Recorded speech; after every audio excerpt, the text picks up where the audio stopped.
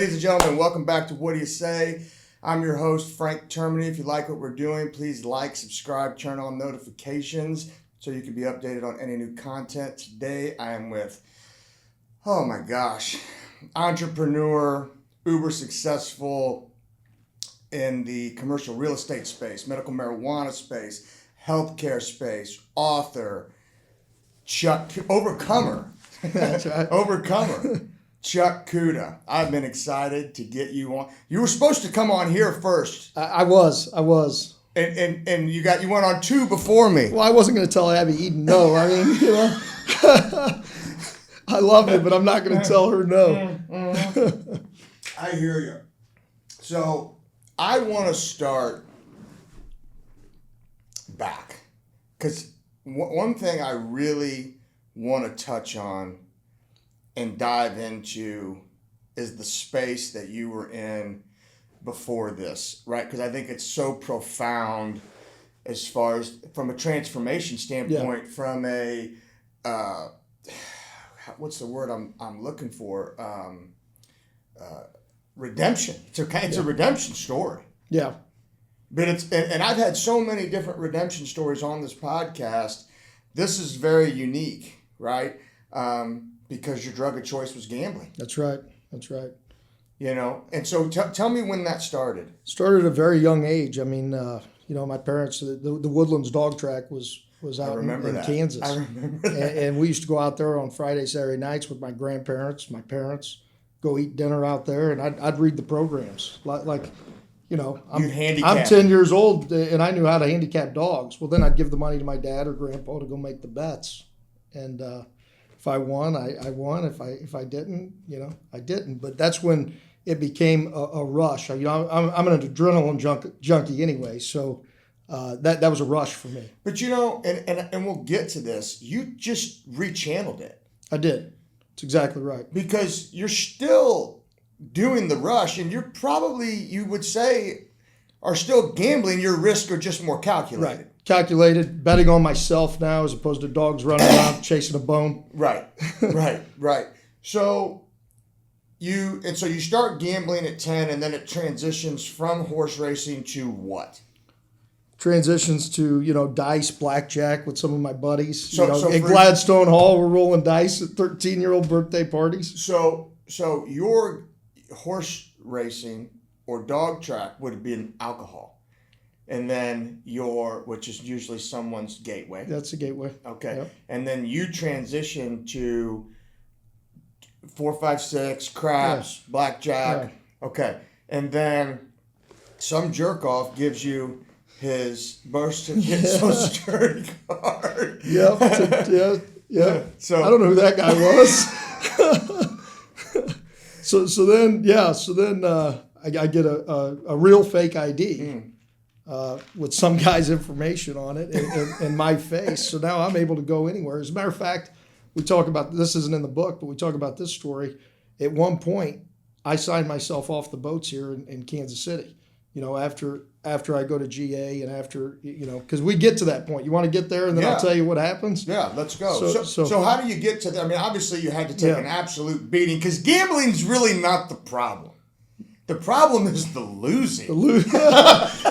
And if you gamble long enough, that's all you're going to do. That's all you're going to do. You're going to lose. So it led to sports betting, which, I played, sports my entire life, played collegiate baseball. And, the sports was something that I enjoyed. I felt that I could give myself an edge somehow, whatever it was. But you really don't have an edge. False sense of security. Yeah, that's it. So here I am working at my dad's restaurant, making $10 to $15 an hour, about $12 an hour, working at my dad's restaurant, and I'm betting $500 a football game. I couldn't. It was unsustainable. So I dug myself a pretty deep hole. And then what are you going to do when you don't have any money? You got to win. You're going to try and gamble your way out of it, right? Exactly. So you're going to try and gamble your way out of it, and I did, and I never got out of it. So then that's when you have to have the self-reflection. You have to look yourself in the mirror and say, hey, I'm going to make a change. So at that point, I stopped betting sports, but I didn't stop gambling. I would go to the boat. I would play party poker. I'd win money on party poker, go lose that money at the boat. I'd skip class in college. Didn't end up graduating, fell 3 hours short of graduating college.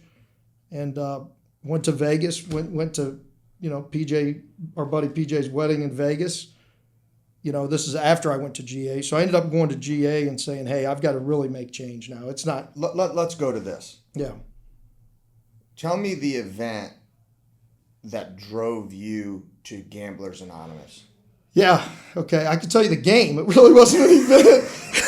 It was a Sunday night football game. We get Denver Broncos against the Raiders. Were they in Oakland at the time? Probably.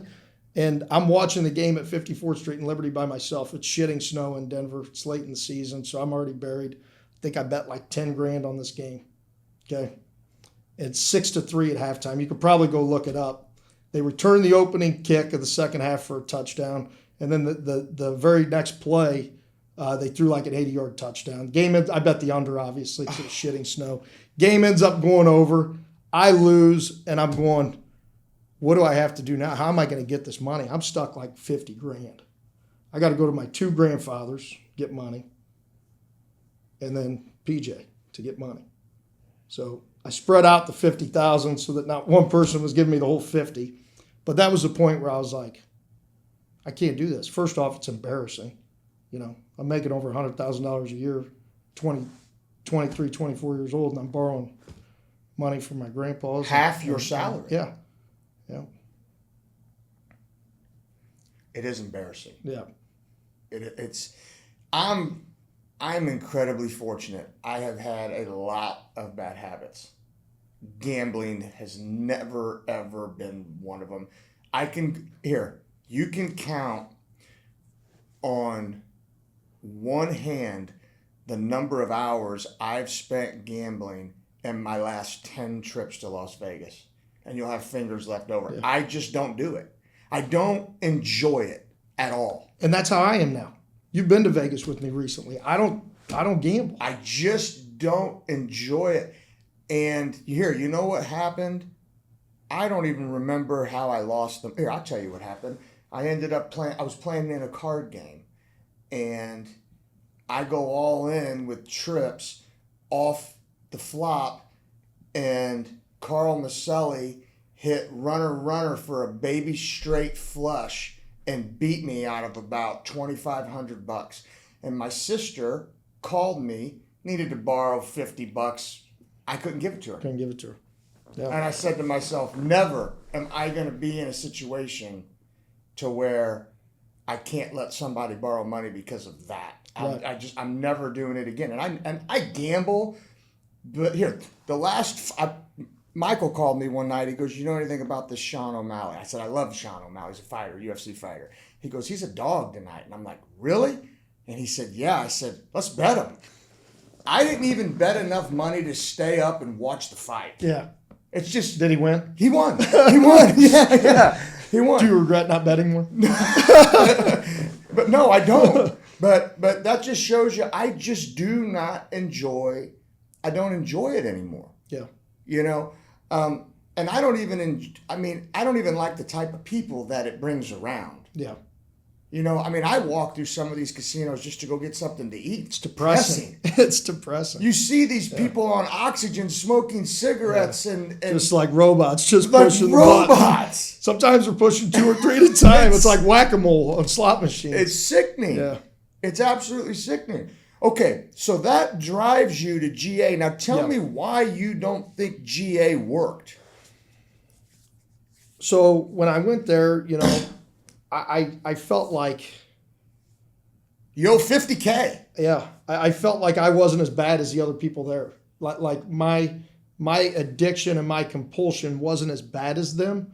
So in my mind, I'm just smoking weed. They're doing meth. Exactly. Yeah, and I'm thinking I got to relate it to drugs. I don't have that bad of a problem in my mind. That was what I thought. Right. So, I did go to several meetings, and it does give you some self-reflection, but it also, unless you're totally at rock bottom, you're not where those people are. But like any addict, and my brother has said this because he struggled with addiction, but he says every single addict is going to rationalize. And the end of the word rationalize is lies. Lies, yeah. And so you're just telling yourself lies. Yep. And I thought it was brilliant. And it seems to me like that's what you were doing in GA. 100%. You were rationalizing and lying to yourself. Yep. And so you go to GA now. Clearly, that's just what, weekly meetings. Yeah. Okay, and you're listening to other people's stories. Right. And they're blowing God only knows how much. Oh money, yeah. You know, and so are you still gambling while attending meetings? I'm not. You're not. I'm not. No. Okay. No. Okay. And so, how long do you attend GA for? Probably about 2.5 months. 2.5 months. Meetings, You don't make a bet. Meetings, don't make a bet. And now you tell yourself, I can control it. That's exactly right. I got it whipped. Okay. Yeah. So, and then what happens? So then PJ and Joe Marie get married in Las Vegas. So that's the first time you gambled again. Yes. Yeah. You go 2.5 months Yeah. without gambling. You go to Vegas, you think you got it whipped, and you say to yourself, I'm going to have a drink at dinner. Yeah, exactly. Because at that point I did. I had signed myself off the boat and everything. And yeah, I'm going to go have that drink at dinner. Yeah. Tell me the story. I don't know the intricate details. Land. We go to a party. I was there for 28 hours. We land. We go to a party. Go to a party, play golf, eat dinner, and then gamble all through the night, all through the next day. The rehearsal dinner is later that night. I'm at a blackjack table. I went with like $5,000. I'm going to spend it. That's it. Whatever I spend, I'm done.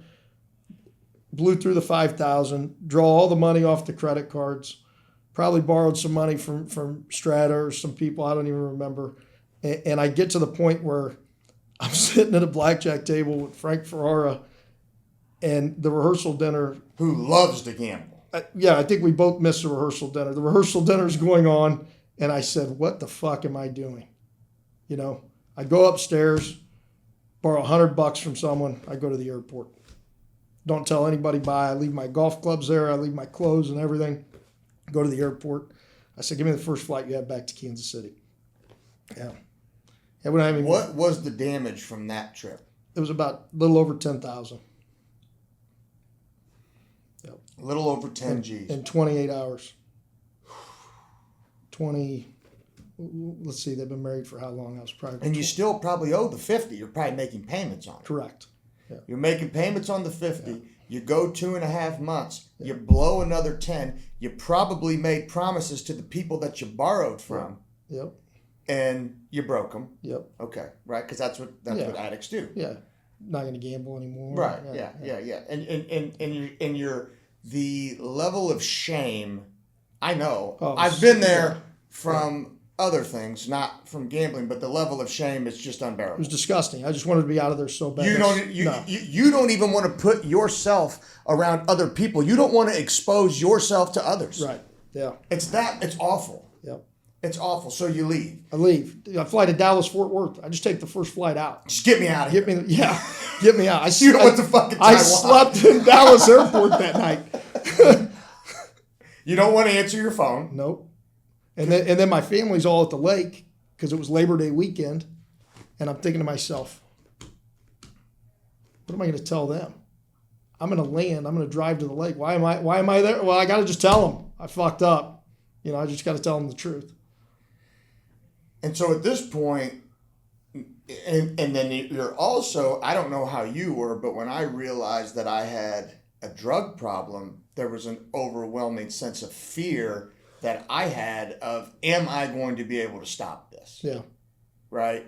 Did you experience any of that with yours? Not necessarily. No, and I think for me, it was about trying to get out of the hole more than it was, you know what I'm saying? Like I was trying to bet myself out of the hole every time.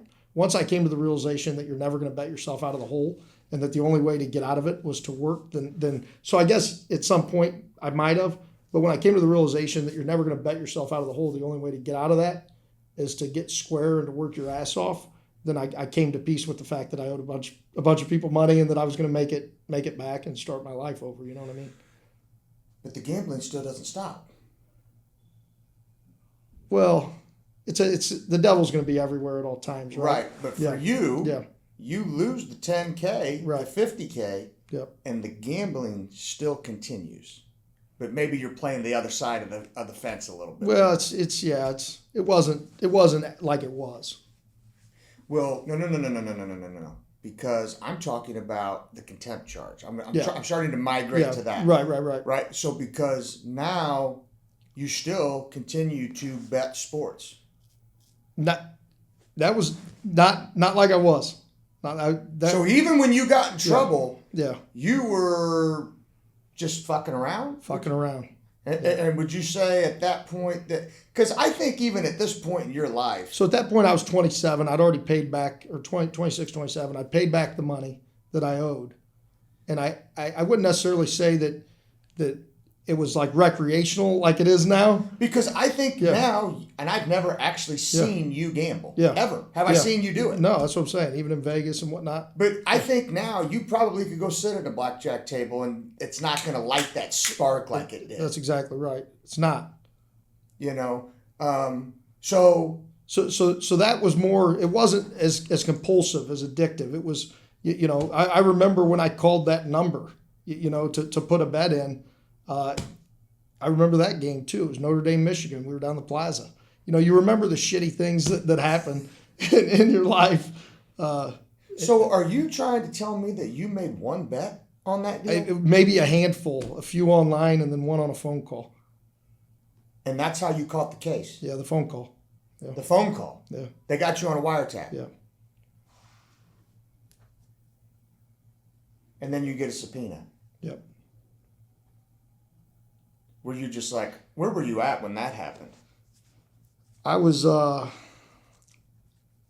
the car. I don't remember where I was. I remember my mom calling because they went to her house because my cell phone was in her name. I don't remember where I was, and I was just like, oh shit, So she calls you. Did they serve her? No. She just said, hey, the FBI came here looking for you. Yeah. And at this point, you know what it is. Yeah. Because a couple people had probably already been served before you. Yeah. Did you think that you were going to catch a case on that deal? Or did you think you were probably in the clear because you'd made so few of them? Yeah, I thought it was just so nominal and betting. I mean, it's a misdemeanor, right? So, I mean, I didn't know what to expect, honestly. And so when did they finally catch you? August 9th of what was that? 2010. 2000. No. 9. 2009. August 9th, 2009. Is when they August 6th. It was my wife's birthday.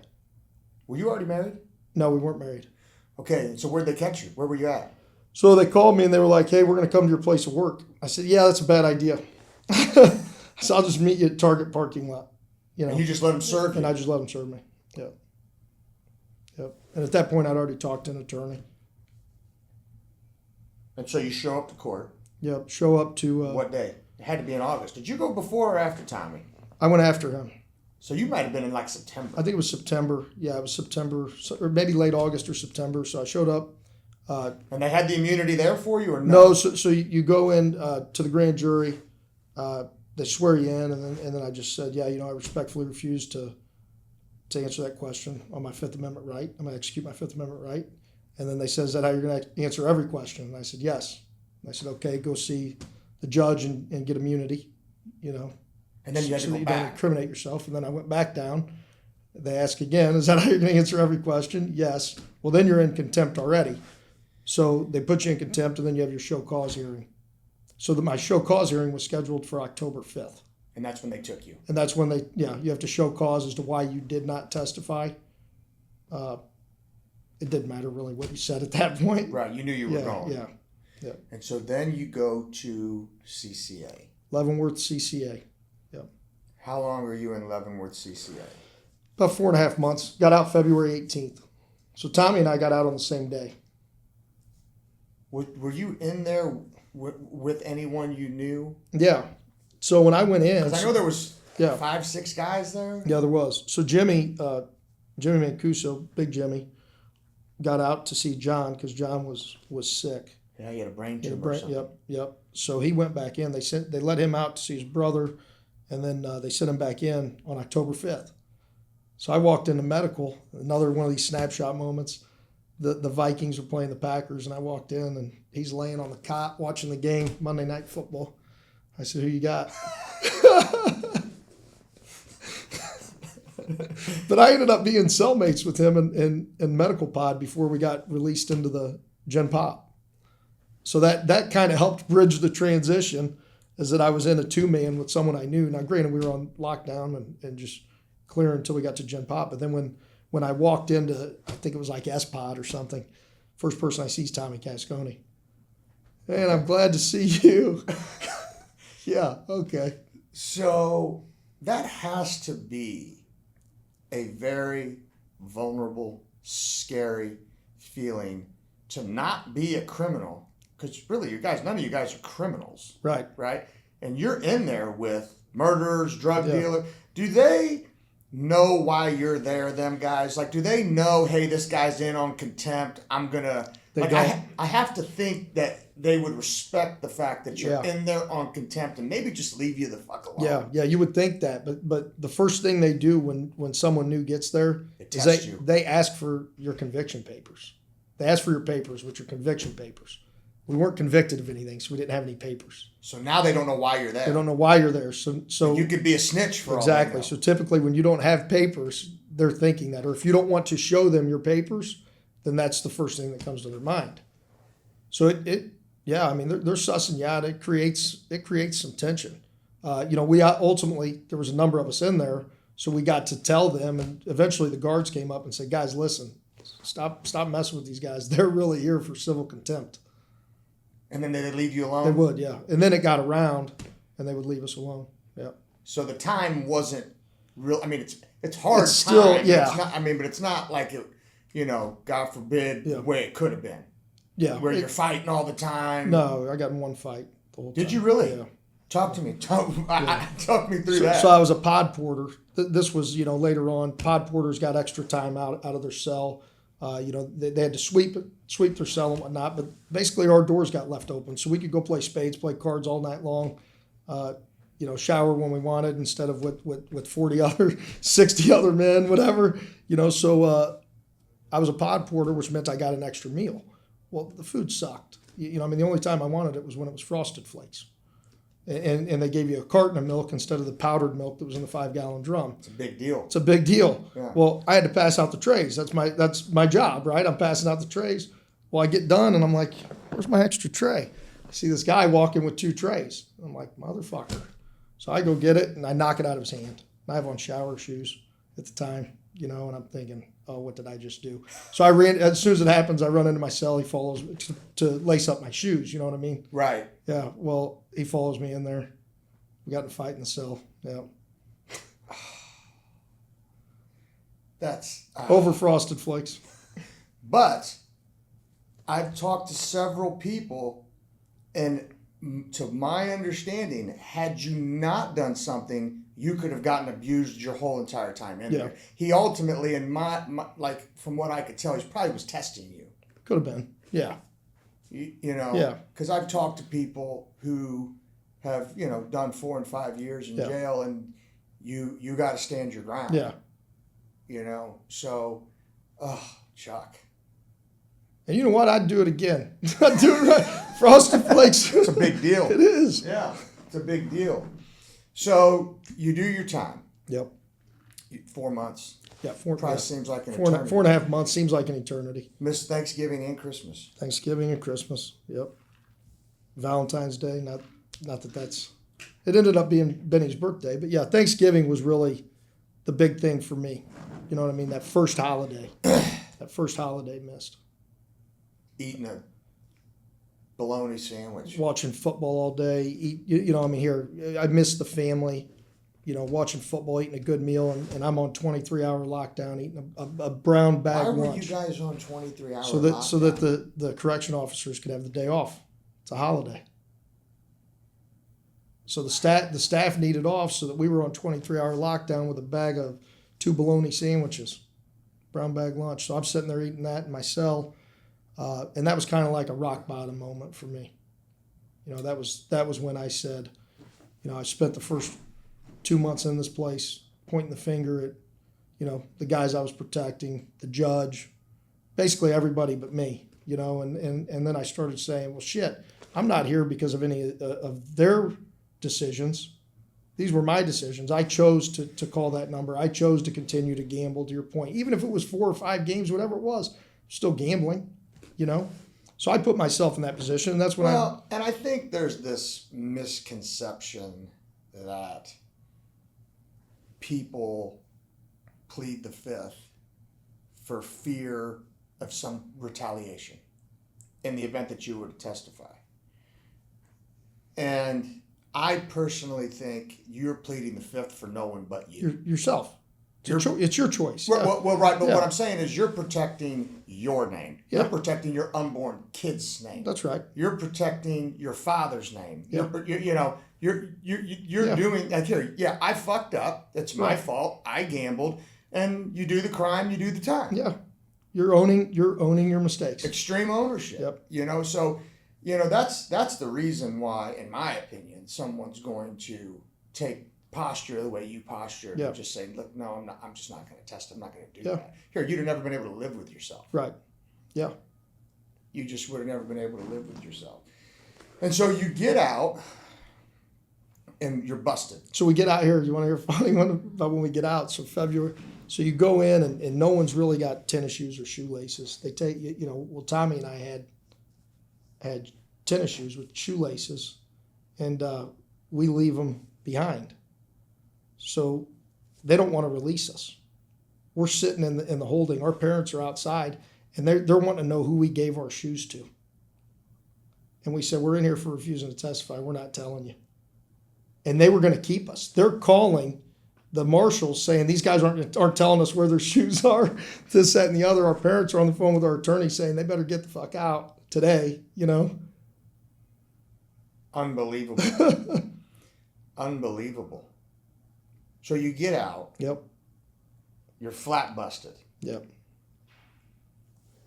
You don't have any type of record. Right. So you're still able to hold your real estate license. Yeah, that's right. So talk to me about the climb. Yeah. So I naturally, I took a week or so, kind of just tried to get my mind right, figure out what I wanted to do. I knew I wanted to get back into real estate, still had that license. And I went back and I talked to my uncle who I worked for about coming back and working for his company, and that was no longer an option. So this has to be your mom's brother? No, it's my mom's sister's husband. Got it. Yep. Okay. So that was no longer an option. So then I had to reevaluate What was his reasoning? I mean, it was, at the beginning, I thought it was just public perception as to, he was worried about what the community would think by hiring me back. But then as time passed, I think it could have been for my benefit. Could have been that he didn't want me to fall back into the same habits that I had. If you go back to the same job, maybe I'll go back to the same gambling, fall into the same trap. So, giving the benefit of the doubt there could have been because he didn't want me to fall back into the same trap, and enable. Maybe he wanted tough love. So that wasn't an option. So what I did was I said, okay, well, I said, well, I got to make money, and I read Dave Ramsey while I was away, and all I keep thinking about is just gazelle intense. So I called Strata up. I said, hey, you got anything I could do? He said, yeah, drive a vending route. So, well, I still want to get back into commercial real estate. So once I get in, how long do I have to commit? He said, through summer.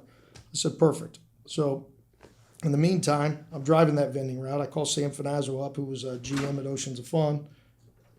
And he gets me a job bartending weekends at Oceans of Fun. My dad and brother-in-law Brad were loading containers at UPS. So they get me a job loading containers at night at UPS. And in the meantime, I'm meeting with commercial real estate companies, CBRE, JLL, whoever I could call to see if they had any brokerage opportunities. Vic Cascio ends up giving me an opportunity with Victor Ross. So I'm working 40 hours a week, driving a vending route early in the morning, cold calling commercial real estate from about noon to 5, going home, eating dinner, going to UPS, and then bartending on the weekends.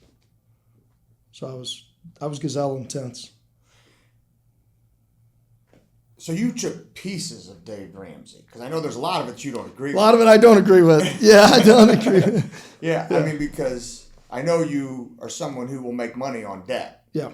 And he's not going to do that. No, he's not. He's not going to do that. I mean, so you just took pieces, which is fine. And so when did you get your first break that allowed you to just dive solely into commercial real estate and stop a lot of the other stuff that you were doing?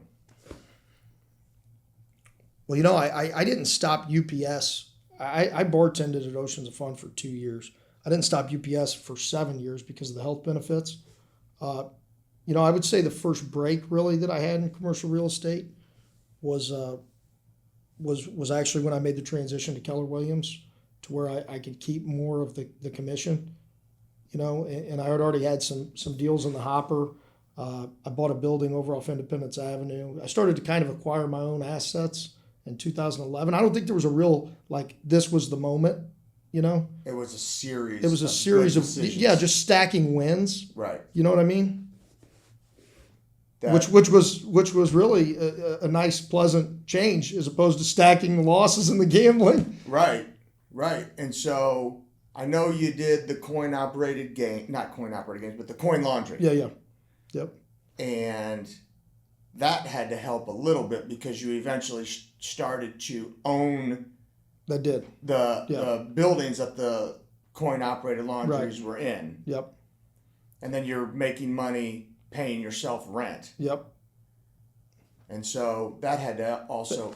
That helped. So I mean, the coin-operated laundries helped. There was just some buy and flip deals, rehab and flip deals that I did. I did one on Independence Avenue that I bought for like $88,000, had 120 in it, sold it for 160, recapitalized that 40, bought something in Independence for 60, sold it for like 120. You know, so now I'm free. I got some free capital, and then just kept kind of stacking the wins, like I said, to where it got to a point where I could accumulate some business assets and start to hold the real estate assets to make it on both sides. I mean, there wasn't really an aha like this was it. Christian morality woven in the very fabric of family, hard work, philanthropy, while acquiring wealth without letting wealth acquire you. Yeah. Now, if I was to make a single declarative sentence about this book, and it's interesting because Brett Weinstein's an evolutionary biologist that postures behind scientific atheism. I don't agree with his thoughts on religion, but he does concede to something. Even for some reason, people who follow biblical principles, he can't figure out why, but people who follow biblical principles outcompete those who don't. And when I'm reading, well, I don't read, but when I'm listening to your book, you're talking about accountability. And if you look at, compare and contrast Adam, who had zero accountability, he blamed Eve, then he blamed God, and Jesus, who had ultimate accountability. You're talking about servant leadership. It's all throughout the whole entire book. Giving of time and talents. Follow me. Lead by. I mean, all of it. You're following these principles, and then, here you are. So, Ego Strength is the name of the book. And when did you release it? June 9th. It was on Anna Marie and I's 15-year anniversary. So we got married June 9th, 2010 when I got out. So I am, and here, I'm fascinated with a couple different things because you talk about ultimate extreme ownership and how that in particular is probably that one principle in my opinion, from what I can tell, you would attribute to everything. All of it. Everything. Yeah. All of it, right? Yeah. So talk me through how you started to apply this with commercial real estate, with your wife, your kids, with all of it, Chuck. Yeah. So let's hear it. Well, I mean, the ownership side is change, even for the better, is difficult, right? Change is hard, even for the better. So, I mean, when you could actually look at yourself and say, these are the things that I need to change to become a better person professionally, personally, in all of our relationships, even the one spiritually, then that's when you're in a good position to grow. Otherwise, if you're just that's the growth mindset versus the limited mindset, and the extreme ownership versus pointing the finger, right? So once you're able to say, I could do things better, have some humility, and say, what could I have done differently? Maybe I put my kid in that position to fail, or how could I reacted differently to my wife? How does she want to be loved? Could I have shown more empathy? And you really start to question all of the decisions that you're making and take ownership and how you react, because life is cause and effect, then that's when you can really start to implement change. You made a comment, and it made me think of this quote from Viktor Frankl. I don't know, Viktor Frankl. Man's Search for Meaning. Huh? Man's Search for Meaning. Well, is that the book that he wrote? Yeah. Okay, so Viktor Frankl lost his whole entire family in the Holocaust. Yeah. And so you talked a lot about attitude, you talked a lot about effort. But he says the last of the human freedoms, to choose one's attitude in any given set of circumstances, to choose one's own way. And there are always choices to make every day, every hour, offered the opportunity to make a decision which determined whether you would or would not submit to the powers which threaten to rob you of your very self, your inner freedom, which is determined whether or not you become the plaything to circumstance, renouncing freedom and dignity. So you're also, and the reason why I say this is because another one of the controllables is how you respond to what happens to you. 100%. You know how many decisions you have to make in a day to where you could, if you really sit back instead of just react and you start to think about, certain outcomes based on the decisions that you're going to make and how many lives you're going to affect by making those decisions. I mean, it's astounding. So you really have to be calculated. You really have to realize that life is cause and effect. Yeah, you touched that stove. That's why you burnt your hand. You know what I mean? I tell my kids all the time, don't put yourself in a position to fail. There's going to be enough things, enough opportunities for life to come at you and create failure without you putting yourself in that position. And you even made the comment, listen, you could be doing everything right and fail. So that's exactly right. So why put yourself in the position to do it? Yeah. And some things, are going to be outside of your control. I mean, a cancer diagnosis is outside of your control, but you could still choose to react in certain ways. You could choose your treatment methods. You could choose what you do after that diagnosis. Choose your attitude. That's absolutely right. So, I love the thought process, and I think this is something that is a common denominator amongst all successful people. Adversity, this is chapter 1. Equals opportunity. Adversity equals opportunity. Yeah. Is this a conscious thing that you had, or does your brain just automatically go there? Or do you find yourself where things start to go wrong and you want to crawl into that hole and you just consciously force yourself not to do it? That's how it started out. It started out as consciously getting myself out of the hole, but now it's just reactionary. You don't even think about it. I don't even think about it. Every time something happens, good, what can I do now? What can I learn from this? How can I turn this failure into a win? You ever heard of Jocko? Jocko, yeah. Well, I can't think of his last name. Recalibrate, yeah. He says, you lost the deal? Good. Good. Yeah. I mean, that's exactly right. You know, and he just goes on and on. This happens, good. This bad thing happened, good. And so I think, so me personally, as an entrepreneur mindset, I think I struggle with that for sure. You know, you only got, 7 referrals this week or this month. And, sometimes in your head, the sky's falling. Right. As opposed to, good.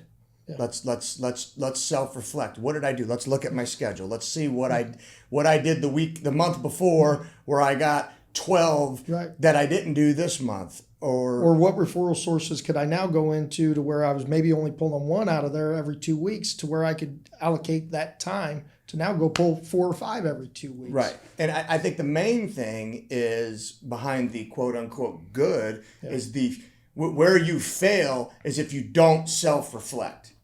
2 things that are non-negotiables. I said this with Abby Eden. Affirmations in the morning, self-reflection in the evening. If you're not doing those 2 things every day, those are non-negotiables.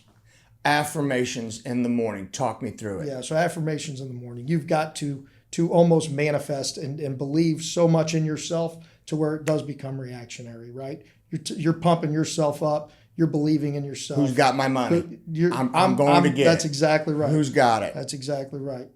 I'm going to go dominate today. I'm going to go, believe in yourself, because that belief becomes manifestation. Then you believe you could do anything. So when something bad happens, you're not crawling into that hole.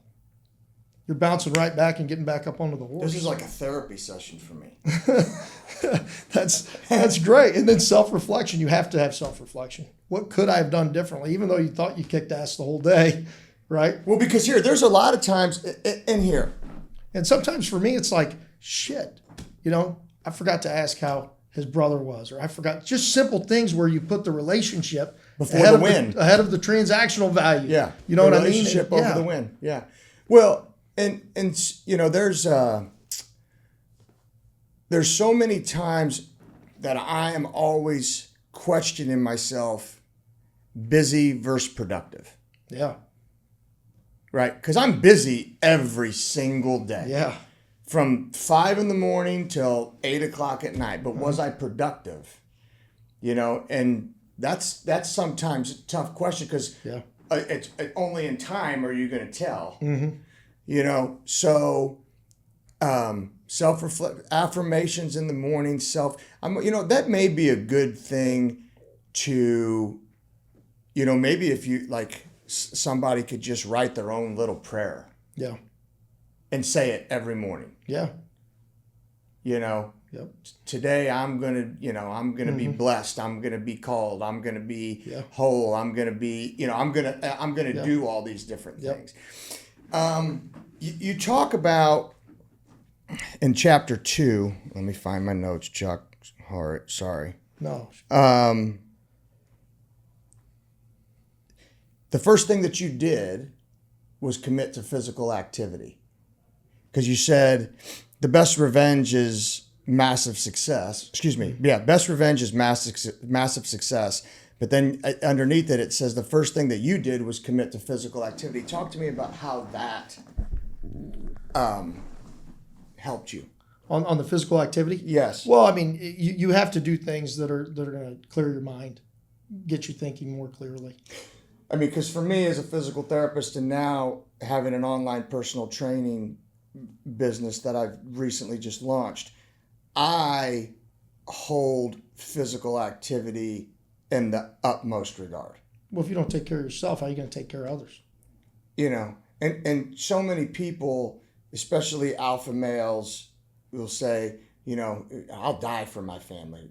But are you going to get up early for them? Are you going to eat right for them? Are you going to go to the gym for them? Yeah. Are you going to, take care of your mental and physical health for them? Or you'll die for them, but are you going to live for them? Right. That's a good point. Yeah. You know what I'm saying? And so I found it very interesting. And then the more and more because I listen to, Joe Rogan, Jordan Peterson, is it Willington? Jocko? I can't think of his last name. Andy Frisella. Yeah. Andy Elliott. You ever listen to Andy Elliott? Oh, you'd love Andy Elliott. But they're all hold this physical fitness in high regard, and what they, and for me, I feel this, it takes all the pressure off the top of you, and now everything's laid out in front of you after that, and so I just find it interesting that a common denominator amongst people who are successful is holding physical fitness in high regard. Yeah, I mean, it's very important from a stress perspective. I mean, I say stress is a state of mind, but really it's not. No, it's real shit. It's real shit. I mean, that's just the mindset that I have, is just convincing myself that I could overcome any obstacle, and stress really is a state of mind. But you have to take care of yourself, and you have to do the even meditation. I've been doing some meditation lately. You have to practice at that. Yeah. That is not an easy thing to do. Not at all. Yoga was great. I don't do yoga anymore, but when I was, man, did I feel good. I mean, that's hard stuff too. It is. When you look biochemically, because I've studied this here, what happened was I had an employee and a friend both checked themselves into inpatient facilities due to exacerbations in depression. And both facilities, one was in Arizona, one was in Kansas, two facilities on opposite ends of the state are doing the exact same thing with their diet.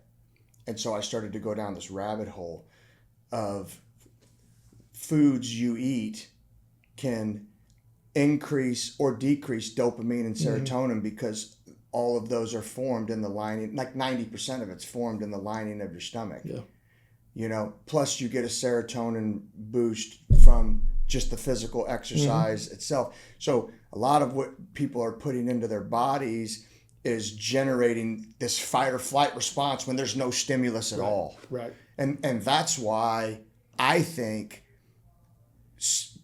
people who they're not able to overcome the losses because the sky's always falling. Yeah, and they never pushed themselves from that perspective, from an individual perspective.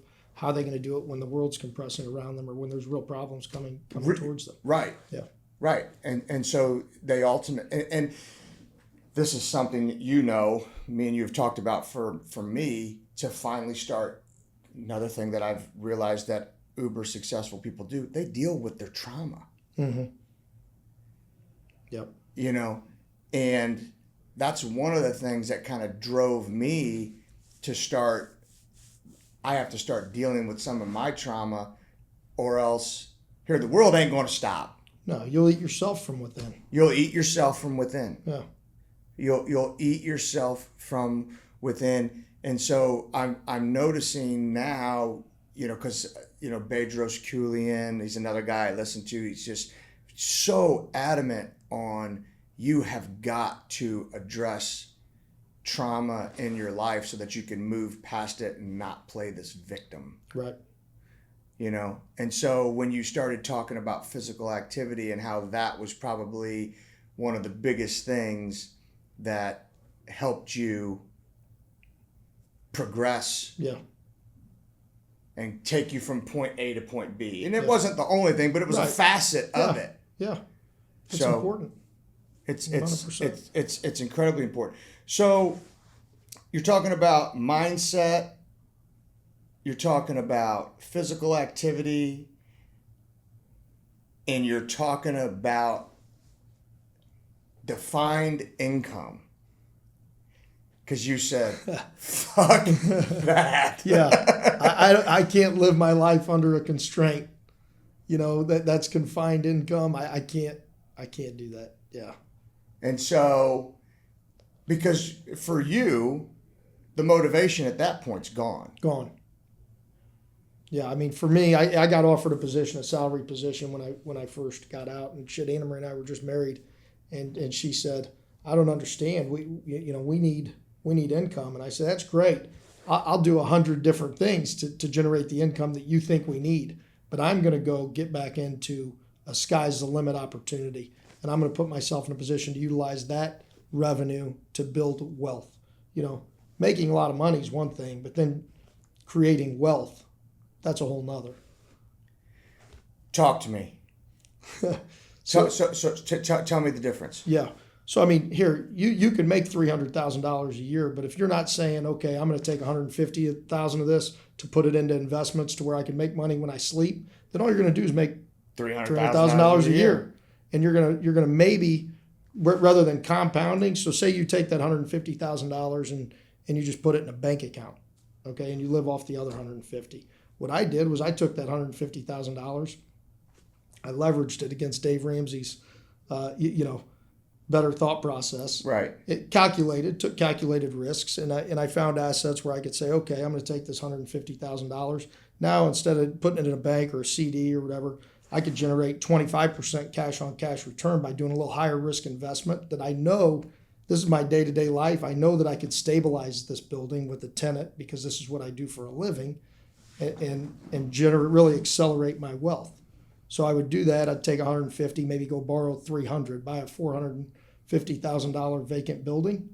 Next thing you know, that thing's spitting off $50,000 a year free cash flow after debt service, and now I'm just at a 33% cash on cash return. You know what I mean? They would do that much back then. You're not doing that. You're not doing that now, but back then money was cheaper. Real estate was cheaper. Construction was cheaper. Yeah, I mean there were some deals out there where I had the best one I did was like 51% cash on cash. Jimmy. Value added. It was a value added property, distressed. That's after servicing debt. Yeah, no one wanted it. It's a piece of shit on Independence Avenue. Talk to me, because something that I think is a God-given talent that you possess, and probably most people that have done as well as you have, is vision. Yeah. Because, and you talk about it with the coin operated, not the, God darn, why do I keep saying that, the laundromat. Yeah. That guy thought it was a piece of shit. Mm-hmm. Yeah. And you saw value. Yeah. I mean, that's also, seeing opportunity. Some of the best deals you do are the ones that you don't do. And then some of the best deals are the ones where people think they're terrible because they don't have the vision, right? So, I mean, really understanding the market, understanding your surroundings, your demographics. So that Cosentino's, that building that I was just talking about on Independence Avenue that wasn't far from that coin-op laundromat, it was an old 35,000 square foot grocery building that was vacant, that people saw it as a 35,000 square foot grocery building. Well, no grocer wanted to go down Independence Avenue. Cosentino's had a larger price chopper up the street. What I saw that as is some infill retail in the middle, a Family Dollar at one end and a thrift store on the other. So I saw it as a multi-tenant project that could create significant operating income, And I remember sitting in that parking lot, and Anna Marie called me and she says, "What are you doing?" I said, "I'm just looking at a bunch of money," because I had that vision, and I ended up buying that building, and Family Dollar, Fruitopia, By the Pound thrift store. How do you go about getting the tenants once you have the property? So, I either knew the representing agent at the time who represented Family Dollar. I think that deal was Cheryl Vickers. So I would reach out to her and say, "Hey, I've got a great site. Here's the demographics." I'd work with an architect on the concept and demising the space, putting the plans together so that we could put it in front of some of these prospective tenants as I'm working on the redevelopment of the property. So you started the redevelopment of the property without anything. That's ballsy. Yeah. So what's your plan if you don't even think about that? I don't think about failure. It's not going to happen. It's not going to happen. Now, I may miss on a tenant, but then you know what's going to happen? I'm going to keep calling until I find one. And they still there? Yeah, they're still there. Yep. How many years ago was that? That was about 2016, I think, is when I bought that building. So about 9 years ago. Yep. Probably took a year or so for the redevelopment itself. And then I sold it in, I think, 19. Bought it for how much? $800,000. They're renting from you. Sold it for what? A little over $3 million. Fuck. Wow. It's like almost 4 times. Yeah, I mean, I probably had another 6 or 7 in it. So about 1.5. Yeah. So did 2 times. Yep. And just did that, God only knows how many times from just seeing. Yeah. Did country club shops, which was up there, Vivian Road, not far from where we I grew remember up. that across from Penguin Park. Same thing. So that was one of the very first ones we did. That was a very important project. That was a grocery store too. It was Tom Kalia's Apple Market. Yeah, that was a grocery store for years. Yeah, my grandfather used to take me there when I was a kid. Yeah, and so now.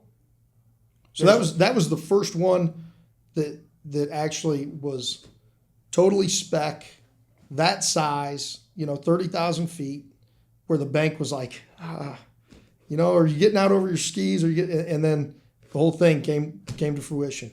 I got the dollar store, I got a liquor store, I got a pet store, filled that thing up in like 12 months. Because it used to be a Thriftway, I think, or something. Yep. Oh, and then right next to it was a Revco. Remember Revco? Yep. You may be you're younger than I am. There was there was a pharmacy. There was a pharmacy right at the end. No. It was right next to there was something else. Was it at the end? You think may it was be at the right, end. Chuck. Yeah. You may be right. Yep. Yeah, and then there might have been something in the middle Pizza of it. Hut. Something like that. There was a yeah. Pizza Hut. Campabasso had his graphics store there. That's right. That's where we got our letter jackets. That's right. That's right. Yeah. Oh my gosh. How do you remember that? Oh man. and then you also didn't you do where that Quick Trip was on Antioch Road that was next to UMB Bank and Tommy's? Was that you? And it's now a laundromat. No, I didn't do that one. That wasn't you? No, that was Ed Reese. Yeah, I didn't do that one. I did Foxwood Shops though, where Dollar General is. Foxwood Shops. Is that where Campabasso's old office was That's at? right. Yep. We have a By dispensary. Big Burger. We have a dispensary there now. That's right. Okay, Yeah, that's right. As a matter of fact, Key Cannabis is in Campabasso's old office. That is his old office. So Key Cannabis is right next to Elevate then. It's right. No, it's the same. we changed the name. Oh, I didn't think I would know that. Yeah, right. Did you read the book? No. You think I would know that? Yeah. Oh my gosh. Yeah. Man, oh man. And so you're able to visualize these things and ultimately it's all about perspective and God darn self-confidence. It is, and it's almost like even when we would buy vacant warehouses, we would buy a 50 or 60,000, even 100,000 square foot warehouse, but I would see it for a multi-unit deal, and almost like manifest the project coming together. We did it in Grandview. It was a 100,000 square foot warehouse that we're splitting. I said, okay, we could get a 40,000, 30,000 square foot tenant. They're easier to find as opposed to 100. And before we even started marketing it, we had 140 already inked up. Let me ask you this question.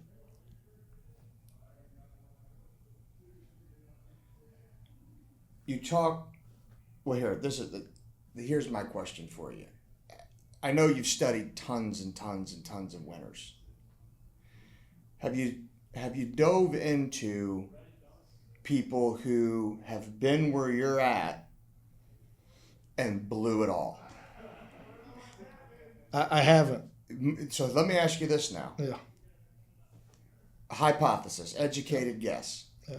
Where did they go wrong? Man, that's a good question. I think maybe they got greedy. I think. You think it's greed? I think it's greed. Yeah, I think anytime if you have the right business principles, you have the right mindset, and you want more, you want to do more, you want to be more. Like I talk about, I do it in different avenues. They may tie it all to wealth accumulation as opposed to doing it in philanthropic areas, relationship areas. And they make it all about making money. And it's all about them. And then they want to have the public perception that whatever it is, that they did this, and maybe they over-lever themselves. They bite off more than they could chew. Do you think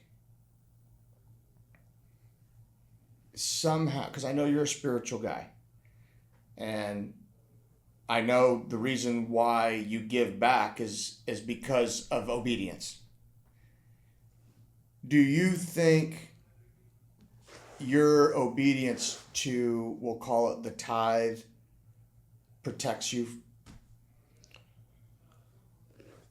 I believe it gives me the strength to make the right decisions, right? So in a way, it does protect me.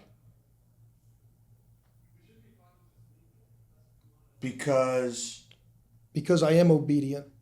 I have the decision-making capability to put others, including, Jesus, ahead of myself. I'm not the egotistical guy that's going to step farther than I should. Does that make sense? Yes. You're not going to overextend. You're not going to be undercapitalized. You're not going to because you're thinking of others in the process. If you were only thinking of yourself, then there would be irrationality. That's where it stems from. Yeah. Now I'm talking through this. That's where irrationality stems from ego. Yeah. Yeah. How'd you come up with the name Ego Strength? So that was actually help from Joe Rust, the woman who was helping me write the book at the beginning. She helped me write the first 97 pages, and it was actually a chapter at one point in the book was Ego Strength. Well, then as I went with Kathleen Sperdetti and we reworked the outline, started rewriting the book, I said, you know what? My entire life is Ego Strength. This isn't just a chapter. This is the book. You know what I mean? It's overcoming adversity. It's taking the proverbial look in the mirror, changing the things that you need to change to be the best version of yourself. And then have an understanding, especially you talked about it earlier with the kids and how do I do that with my wife. Here, don't expect everyone to be Frank Termini. Don't expect everyone to be me. They've got to be the best version of themselves. You know what I mean? Yes. That's very difficult. Yep. Your employees and everybody. You find yourself. I know me. I find myself falling into that trap. And one thing that I learned from your book, where I failed as a leader, was feeding off other people's strengths, and I shouldn't say feeding, but identifying them so that you could put them in a position to be successful. Yeah. Right. So for me, I always struggled. Like, if I can't motivate you with money, I don't know how to motivate you. Right. Okay. And shame on me for having that thought process. That's very, very narrow-minded. Yeah. That's very, it's one-sided, and it's a recipe for failure. Yeah. It's a recipe for failure because one thing that I learned was, okay, what motivates them, what makes them tick, yep, and that's how you're going to get people to produce. Yeah. And you want them to produce, and you want to put them right people in the right seats. You want them to be as successful as possible. Because success is different for everybody. It is, but also to be a good leader, you have to put them in the best position to succeed. But you also have to identify their weaknesses so that they could grow on those weaknesses and overcome those. Is it more important to gear someone's job to their strengths, or identify their weaknesses and improve there? Or do you just say, here, this is a weakness, I'm not even going to touch it. I'm just leaving it alone. I'm not going to spend my time trying to improve this weakness. I'm just going to focus on the strengths, and I'm going to put this person in a position where they can just use their strengths in this job. Yeah, no, we put them in a position to where they maximize their strengths, but we still polish up their weaknesses. Because you're constantly working on development. You have to constantly work on development. Yeah, we actually hired coaching at Elevate and Key.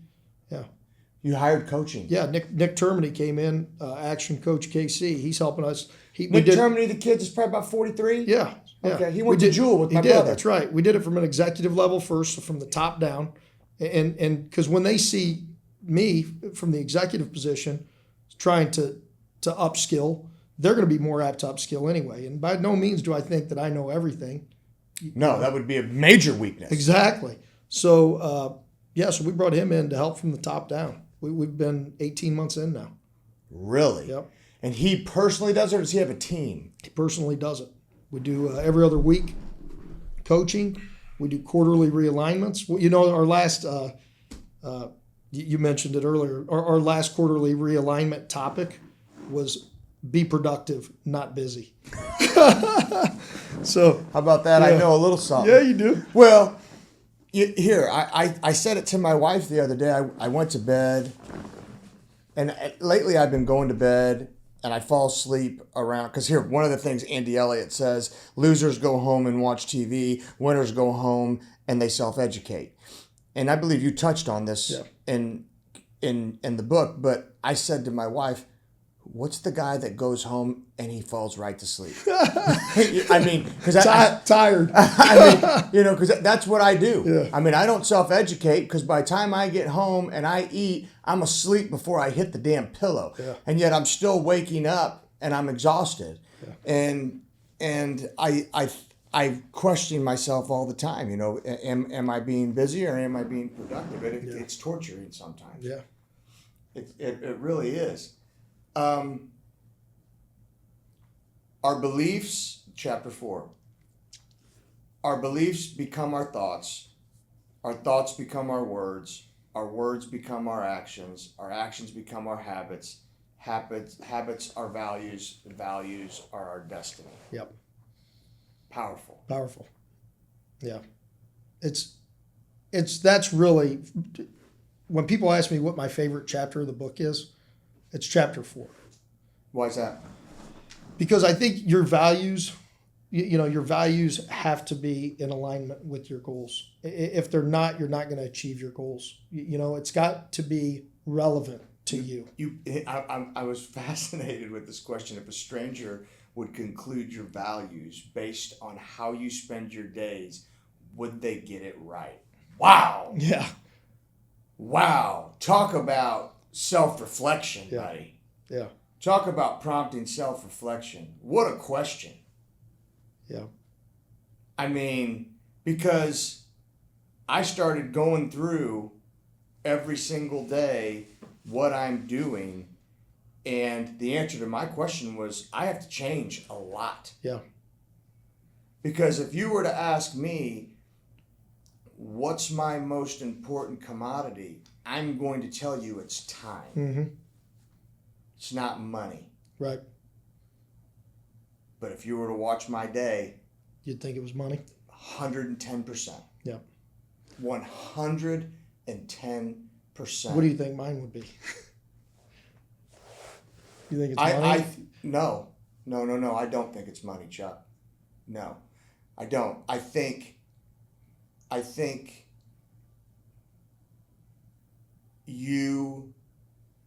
your money making is nothing more than a byproduct of doing things right and having the right intentions. Yep. Relationships.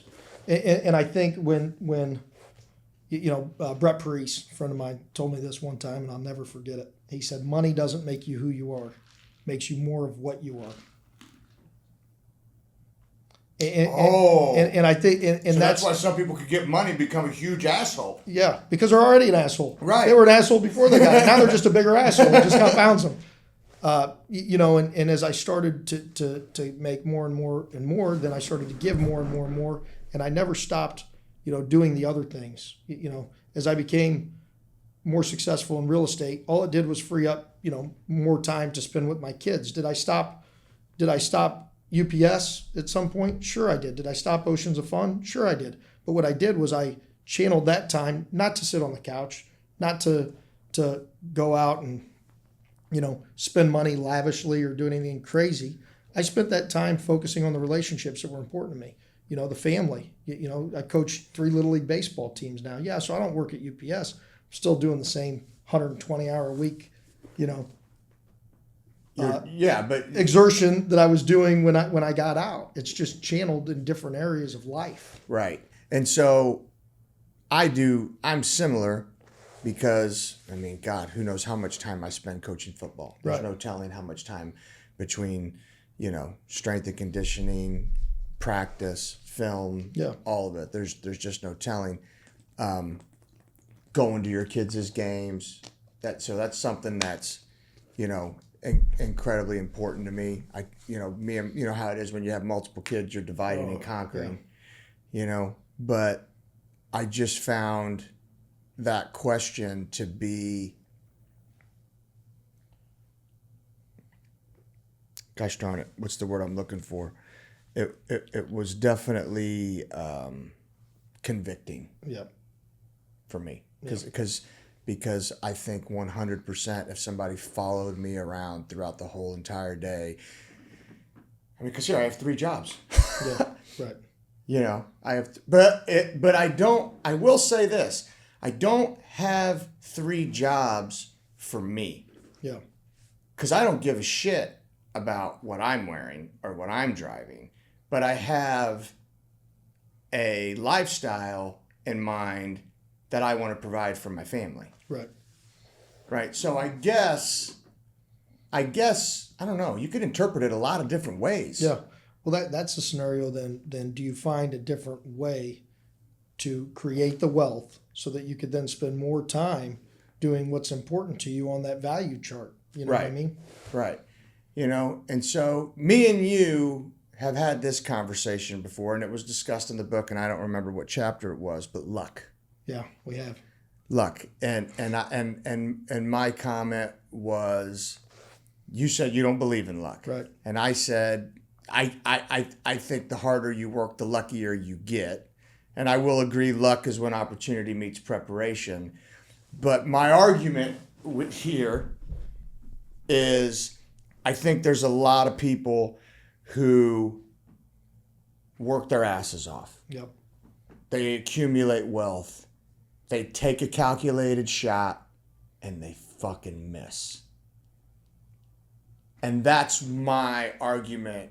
And I'm not saying it's happened to me. Right. But I think it happens. And I think if you look at that, there's going to be some root problem to where they could have turned that into a win. I think if you look at that scenario, it's like when I say in the book, when I fail, I've never heard anyone say I was unlucky. Yeah.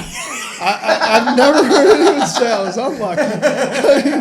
Yeah, that was yeah, right. Yeah. I got it. You did. You know, I get that. You know, that's definitely a valid point. Yeah. So your argument to that is they're not looking hard enough. They're not looking hard enough. Yeah, there was something throughout that process that caused them to lose, to fail, or maybe it was flawed to begin with. It was just a bad decision. They thought it was calculated, but maybe when you look back at it, it's just a bad business decision or life decision. Have you ever been in a situation like that, betting that game, the Broncos Raiders? That was just a bad fucking decision. I wasn't unlucky that they ran a kickback and they threw a touch. It's just a bad decision. It's just stupid. Yeah. Yeah. I mean, yeah. If you're not on the other side of gambling, which is owning a casino, you're fucking going to lose. Yeah. It's just a matter of when. When. Yeah. And how much. Exactly. You know, and then the other thing that I got myself out of is, and we'll talk about this in a little bit more detail, is, you know, every gambler will always tell you about the wins. Oh, yeah. You know what I mean? Which makes you, you know, want to, partake. Mm-hmm. So when I stopped gambling, I was like, okay, how many times do they have to lose to go do that? How many times do they have to lose to go get that room comped at the Cosmo? Right. How many times do they have to lose to get the free dinner at, would the free dinner really cost them? Yeah. You know what I'm saying? But that's something that I had to kind of break because here, look, I stopped gambling, but I was still always surrounded by gamblers. Right. You know what I'm saying? And you're hearing, oh, who hit him for 20 at the blackjack table? Who hit him for this? Yeah. Who just hit a 5-team parlay? Who just, I remember one year the Yankees in the World Series, everybody had the Yankees and everybody was up Tommies and they ended up hitting a walk-off home run and everybody was going wild. And I'm like, God, I just wish I could, but then I'm thinking to myself, how much money did they have to lose? Right. But that's part of the comparison. Mm-hmm.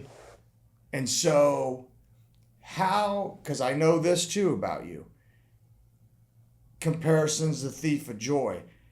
How do you break that habit of comparing yourself to people who have, I don't want to say have more, but have maybe been more successful than you have so that you can focus on what it is you're doing. Yeah. For me, it's just about being the best version of myself and living in the life, the present that I'm living in now, and just short term. You know what I mean? So I move forward from the losses, or just as quickly as I move forward from the wins. So if I sell that deal on Independence Avenue, I candidly, I never reflected on all that I had done until I did a breakfast, North Kansas City Coffee Connect breakfast for an entrepreneurial journey. And that's when I decided to write the book, because I just decided in my mind, I'm going to put the negative past behind me, and then I'm going to put the positive past just as quickly as I did the negative, because I'm only going to be as good as the next deal. Have you ever heard Rudyard Kipling's If? If you could treat triumph and disaster, what does he say? If you can meet triumph with disaster and treat both imposters the same. He referred to triumph and disaster both as imposters. Yeah. Which is kind of what you're saying. Yeah. Because you're taking them both and just here, that shit's done now. And if you do that and then you say, okay, I'm going to get a little better, don't try to reach for someone else. Just try to be as good as you are today, and then tomorrow, and then the next day. So what would you say to someone who's looking at that and using it? Do you think it's unhealthy to use it as motivation? Someone else? Yes. Yeah, because I think that goal could just be it doesn't align with your values. If you want to be where that person is, it may not align with your values. You may have to do things outside of your value box to get to that point. So it is dangerous. So it's dangerous, actually. It's dangerous. Yeah. You may have to lie, cheat, and steal to get there. Right. It isn't so then tell me what you're using. Tell me what motivates you. Winning. winning the day, seeing people improve, leading people, and just, for me right now, what motivates me is getting better every day and seeing those around me rise and improve every day. My wife, my kids, my employees, making someone's day, making someone better. That's really what motivates me. And by default, the money comes. Yep, that's exactly right. That's an interesting perspective, because you've taken everything off of you and put it onto others.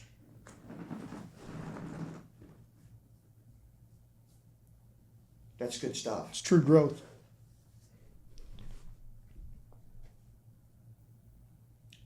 True growth is, for our purposes, true growth isn't just you. It has to be everyone around you as well. They all have to go up with you. That's how you impact. That's how you impact change and inspire change. When people see you change and they see you trying to elevate them, they're going to be the best version of themselves. They're going to try and grow. And then, especially from an executive position, that's what you want anyway, because that's when your company is really going to elevate. So if I focus on the people, my team, my culture, they'll focus on the community. The revenue will grow just outside of just focusing on them and their growth. It's funny that you're saying this, because one thing that keeps sticking in my ear when I'm listening to some of these people is they say, when I go to serve my team. Yeah. And so that's something that I think I've missed that. I missed that mark. Is serving the team. Mm-hmm. And I mean, from an athletics perspective, it's like I told our 11-year-old kids the other day. We got thumped in the Slump Buster tournament by this team from Arizona that ended up winning the whole thing. I mean, they were just best 11-year-old team I'd ever seen. After the game, we were like, do you think that we should have beat that team? Usually when we lose a game, there's, make the plays in front of you or some base run. We could have won, right? Well, this wasn't even close. So we were like, you think we should have won that game? A couple of the kids raised their hand. What makes you think that? Well, that's the mindset, right, Coach? Well, sometimes there's toxic positivity. Now, if you want, let's go to that. Now, if you want to be able to beat that team, then here's what you need to do. If that's really your goal, is to be that good, okay, then you guys need to hold each other accountable, right? And you need to hit every day, an hour a day, and you need to grow as a team to get to that point. Not one guy doing it. Are they going to beat that team? No. 2 guys? No. You're going to need 9 of them. You're going to need, that's exactly right. You're going to need 9 of them focusing and functioning on all cylinders. Yeah. Toxic positivity. Talk to me about it. You know, believing something that is just so unrealistic. It's got to. So we'll go back to the goals. Yeah. Because you made the comment, and I don't remember what chapter it was in, but the goal has to be realistic. It has to be realistic. Yep. It has to be a realistic goal. Discernment, that has to play a significant role in that, being able to discern what's realistic and what's not. Yeah, I mean, and here, you've known me forever. I mean, I set some pretty outlandish goals. I mean, you know, but I mean, I say stretch goal. Some of these are beyond stretch. You know, when I first raised $100,000 for charity, the lady goes up to Dave Wentz and said, hey, how do you know Chuck? You know, he says he's going to raise $100,000 for LLS in the next 6 weeks. And Dave goes, well, if he said he's going to do it, he's going to do it, you know. So you need to know what you're capable of within yourself, your time, your network, to set goals that are obtainable, you know. I would never say, like, take, for example, this Dare to Dream initiative that I committed $1.75 million to over the next 3 years. That was calculated to where I sat down and said, okay, I could raise $400,000 doing this, a couple Kentucky Derbies doing this, a gala, I think I could raise $1 million, right? So that's how I came up with the $1.75 million. Now, if I was just like, I'm going to raise $5 million, it's not attainable. So what's going to happen? I'd be sitting here today where now I'm at about 700,000. Shit in your pants. Shit in my pants, and I'd be curling up in a ball or saying, I'm not going to get there. I'm not going to get there, right?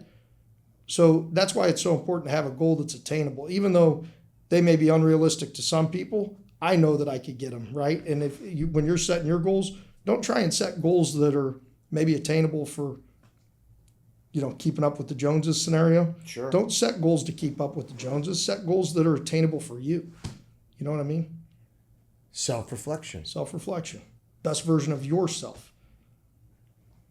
And that's what you did prior to committing to the 1.75. You did the self-reflection and said, what can I realistically do? And then maybe put a little stretch to it. Yeah, and then broke it down into milestones, just like, okay, we want to have 300,000 by this date. We want to have 500,000 by this date.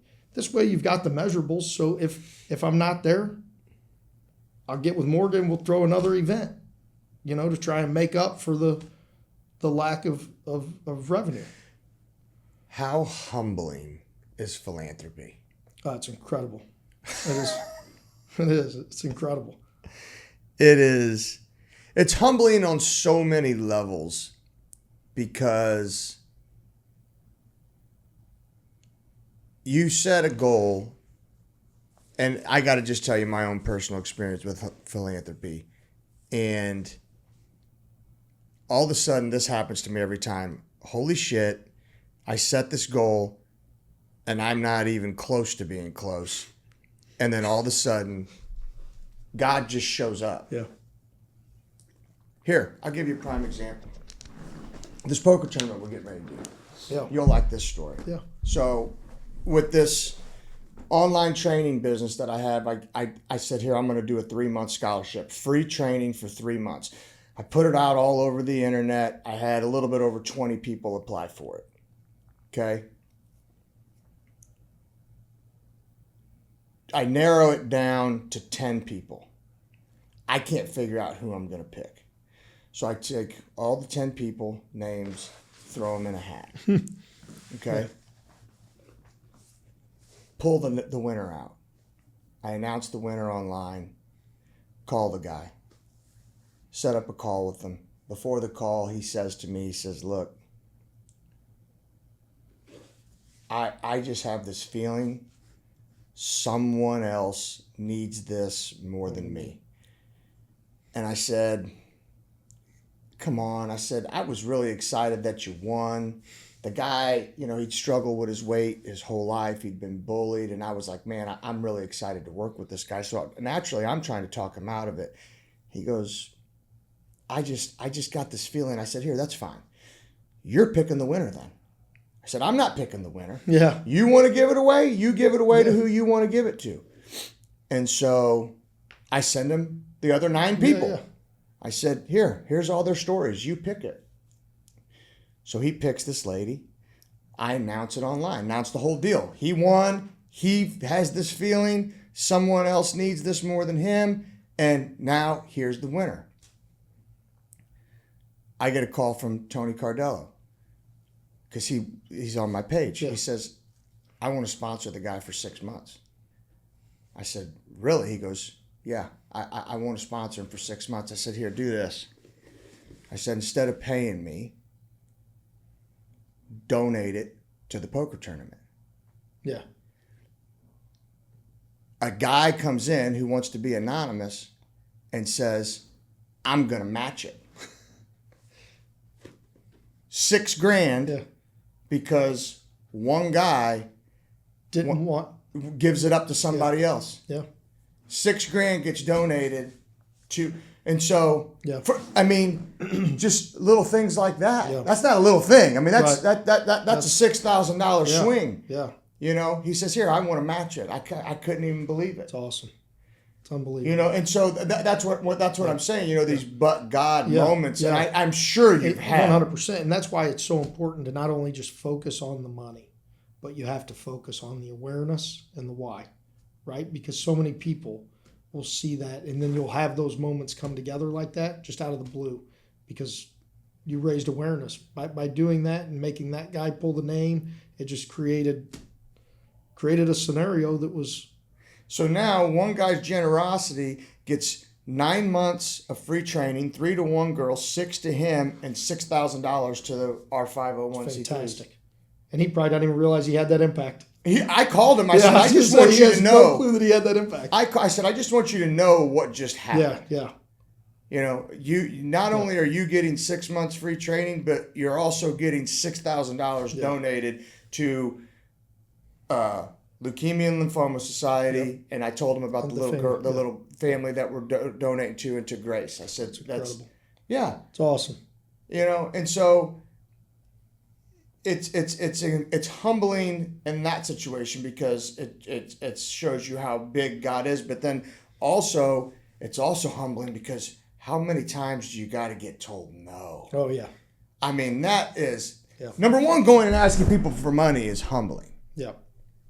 For me, it is. Yeah. That's tough to do, but getting told no, that's hard too. That's like a, especially when it's something so near and dear to you, right. and it's never vindictive. People have budgets. Right. People have other 501c3s and charities that are near and dear to their hearts too, just like we have things that are near and dear to us. But man, that is a. How many? Let me ask you this: how many times? Because I know you pray. Have you went and said, "Are you sure you want me to do this? Are you sure? Yeah. Are you sure you really want me to go? Throw me any kind of sign if you really want me to keep doing this." It's like when you go pray for patience, and then you walk out of church, and some yahoo's honking at you and cuts you off, and it's like, I see you working. Yeah. It's like, I see you working. Here, that's good. That's good. I got to tell you, I won't pray for patience. Because, you know something's going to happen. Well, someone told me, I can't remember who it was, but he's going to just put you in positions where you have to be patient. Exactly. And it's like, oh my gosh. But, so I mean, I'm sure you've had to have those conversations where you're just like, come on, really? Yeah. Oh, yeah, for sure. For sure, I mean, and then you just ask for the strength. That's it. Give me the strength to get through this, man. I got to tell you, I can't wait till July 19th's over. I don't know how. I mean, and you do it. How many fundraisers you do? Because let's talk about that. I'm going to get off the book for a second. Yeah. Let's talk about your philanthropic. Yeah. What, like $3 million? A little over $3 million to Leukemia and Lymphoma Society. And how many years? Let's see, my dad got diagnosed in 15, so I probably started it in 16. The first year I raised $100,000. Next year I chaired 17 is when I started it. Raised $100,000. I chaired the walk in 18 and raised over $1 million for Kansas City the first time. We started a gala that year. So we had 4 green tie galas. We canceled one year because of COVID. Those were a blast. We're bringing it back next year. We're going to try and raise $1 million as part of that Dare to Dream initiative for you pediatric need to cancer. go. I invited you to that fundraiser for the BMAs. Yeah. Next year I'm going to go again. You should go. It was so much fun. Yeah. They brought the real Dancing with the Stars to dance with people, just regular people like us. and then they judged you there. Yeah. Oh, it was a lot of fun. It was a neat deal. So we started Opes Charitable Foundation in like 2019, 2020, somewhere around there, to help out. It became more than just Leukemia and Lymphoma Society for us. I hired an executive director this year to help out. So we do a Kentucky Derby event that we're going to do annually now at Oak Ridge. The poker tournament. We help you out with the poker tournament that you've done, the last 3 years? This will be 3. Yeah, 3 years. We're bringing the gala back. We're going to do a fall event at Oak Ridge that we're going to do annually. So we do several events, for Opus, and we contribute to several 501c3s in the area. We do MS Society, we do Next Step KC, buddy of mine's quadriplegic, Trenton Byer, and then Jamie Grayson, who's a member up at Oak Ridge. His son just had a spinal injury, and he's at Craig Institute in Colorado right now. So we do a lot of work with them. Chris Smith is the executive director there. We do work with Face Foundation, for autism. POAC, which is Jamie's actual nonprofit, People of All Communities Succeed. So they've got like a pathways program for kids in the public and private school sector who maybe are I don't want to say underprivileged, but don't have the skill set to get out and understand how to communicate. Understand the 90%, try and have a real conversation. So they work with them on that and various other nonprofits, And you do that on top of commercial real estate, Elevate Hospice, Elevate Cannabis, coaching baseball.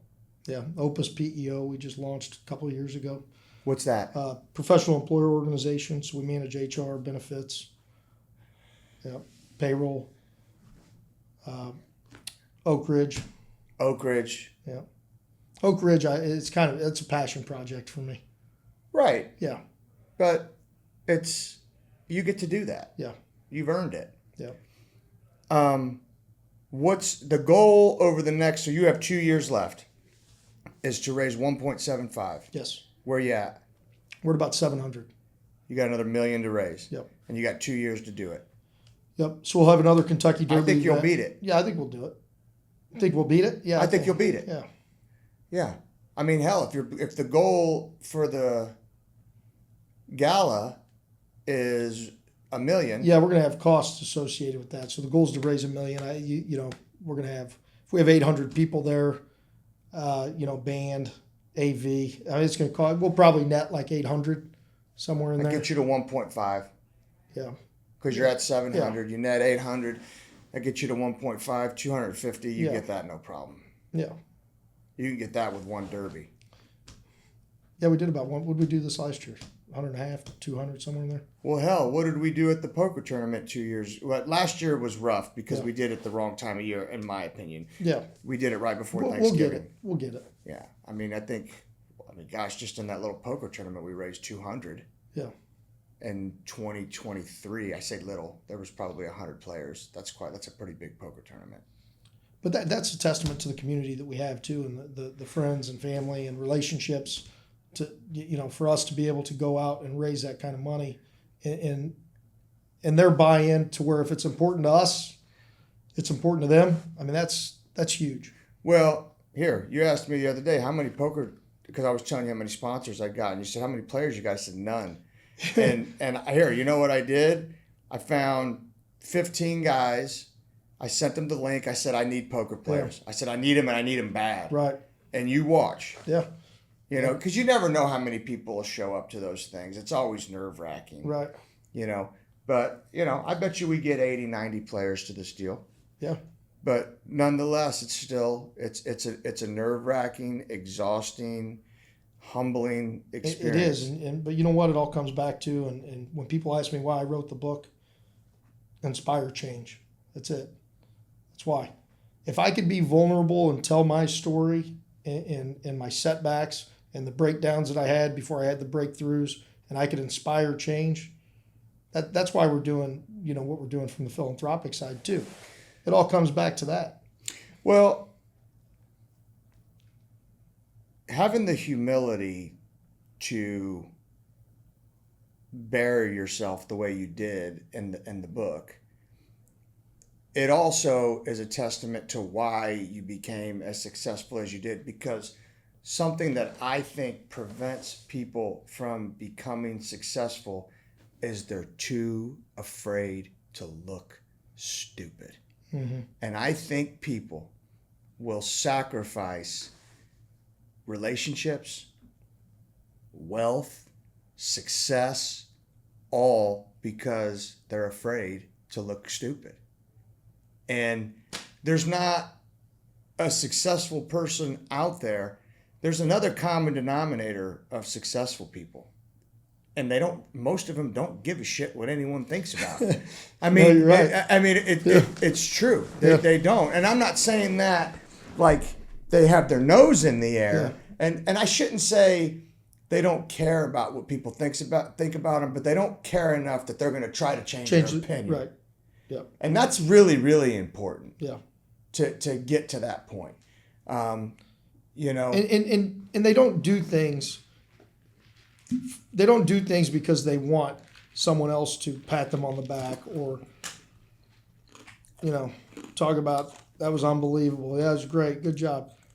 You know, hey, thanks for the recognition, but it's not why I did it. You know what I mean? It's built in the dark. Yep. It's about being built in the dark. And another thing that you talked about in your book, what are you doing when no one else is looking? Yeah. Because that is most of where your success is going to be built. Yeah. And I don't remember how your verbiage in the book, but it's not, hey, look at me. Yeah.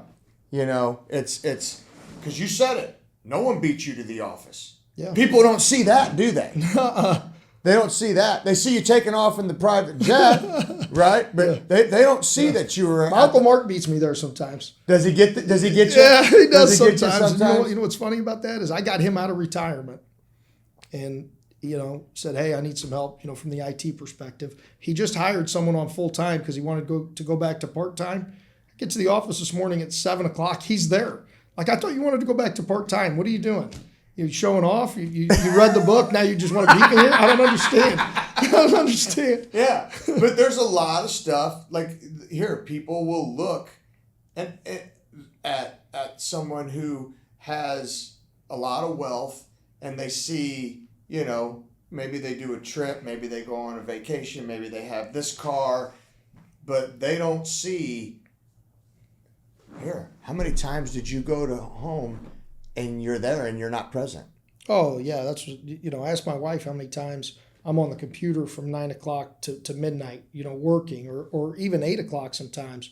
Or I've got meetings with guys that are in town, and then people say, oh, you're going out of town again? Well, yeah, it's the only time I get to spend with my wife and kids. Yeah.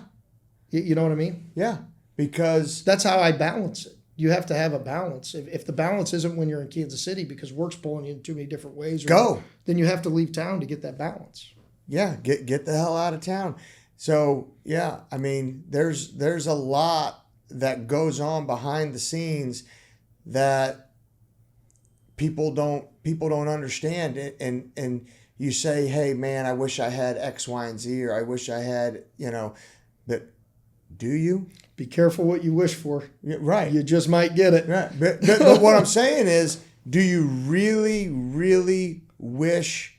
Because here, I know how many hours a week you put in. Yeah. It's probably 70 plus. The shit don't happen by accident. Right.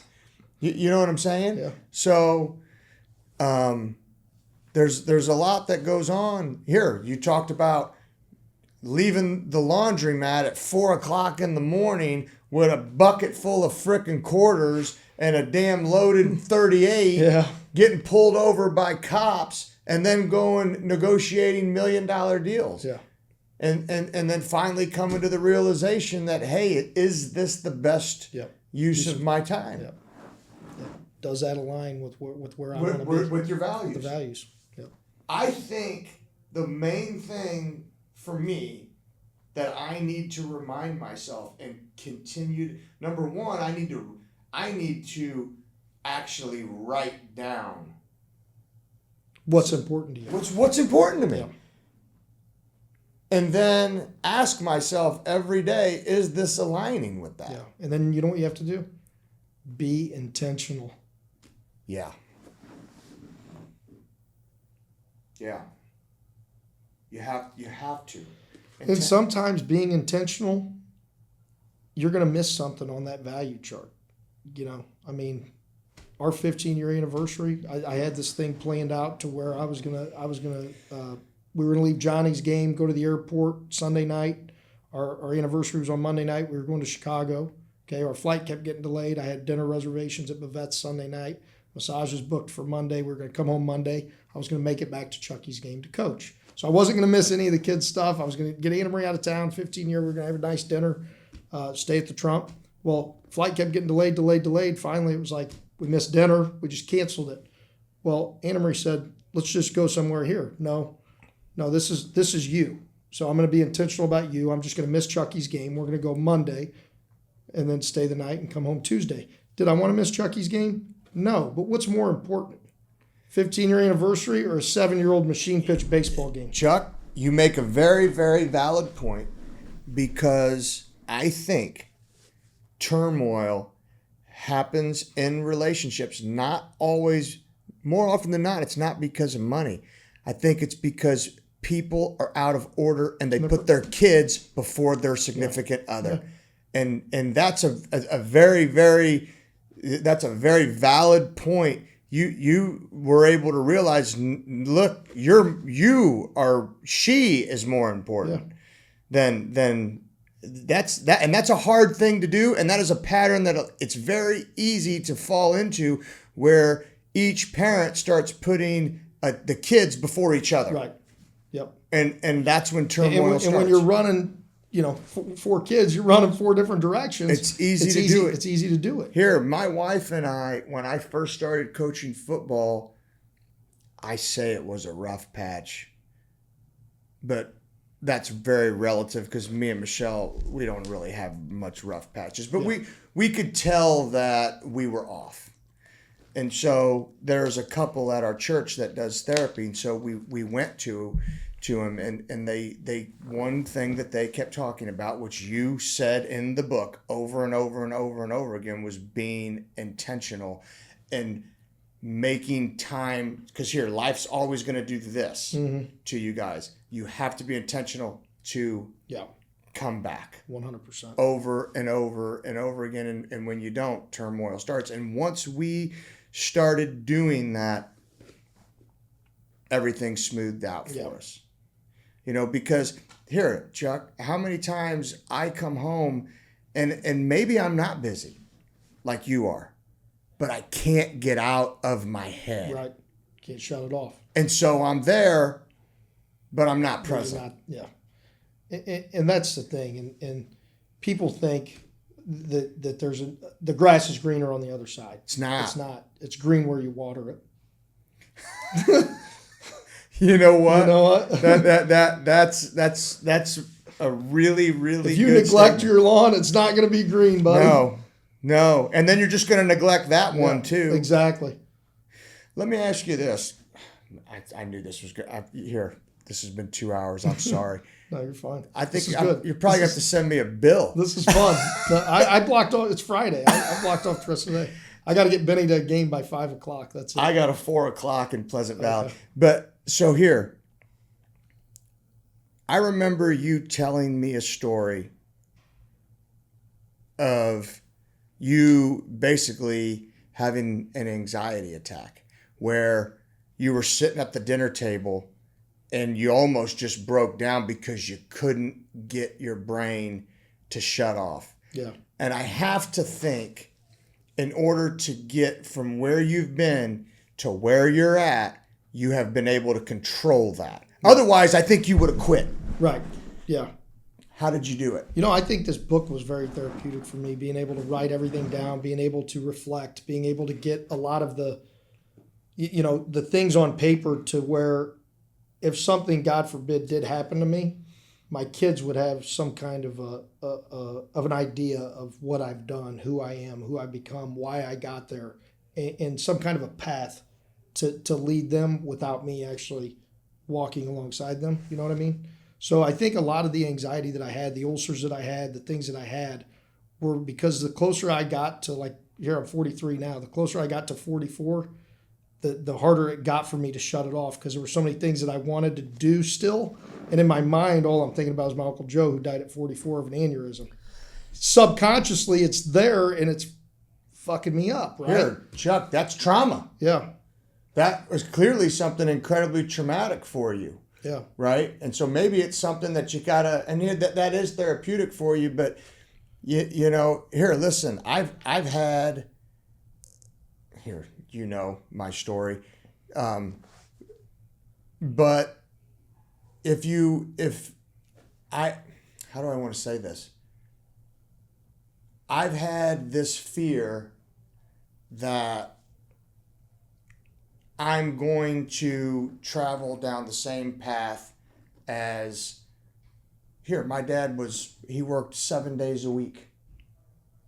And he gave us everything. Right. You know what I mean? I never wanted for anything. I didn't have a brand new car when I turned 16 years old, but yeah. I had 4 wheels. I needed to go to the dance. Here's the money. Right. I needed a new suit to go to the dance. Here's the money. I needed to go out with my buddies. Here's the money. I remember one time I was working this job at Kmart. I says, man, this job sucks. He goes, fucking quit. He said, I told you, my dad's rule with us, and I don't know that this was the right move. Yeah. If you're playing sports and you're getting good grades, don't worry about work. Yep. You got your whole life to work. Yeah. I don't know that thought process isn't flawed. Yeah. But my dad was in the position he was in because I think he gave us too much. Right. Yeah. And I sometimes wonder, and it tortures me, am I doing the same thing? Yeah. You know what I mean? Yeah. Am I doing the same thing he did? And am I going to end up that way because I'm giving too much? Right. So that's something that I sit there and grapple with. As long as you're not just giving them monetarily and you're giving them the ability to go out and earn and the work ethic, and they see that it's not. He did do that. That it's not just given to you. You're working for it. No, we recognize how he worked his ass off. Yeah, we recognize. Then I think the kids will be grateful. They'll be hardworking. And as long as in sports, as long as you're not just playing the games and you're putting forth the work and the effort to improve, and the same with your schoolwork. If you're putting forth the effort, now if you're getting C's and D's, your dad said if you're getting good grades, you don't have to work. If you're getting C's or D's, he's going to say, what the shit? You're either going to work on your grades or you're going to go get a job. Right. What I mean? No, he did do that. There were stipulations. Yeah. There were stipulations, but for all intents and purposes, I was spoiled. Yeah, but you weren't enabled. No, you're right. Yeah. You're right. And because, there's people that tell me all the time, I do too much for my kids. I'm not enabling them. They're not going to be some,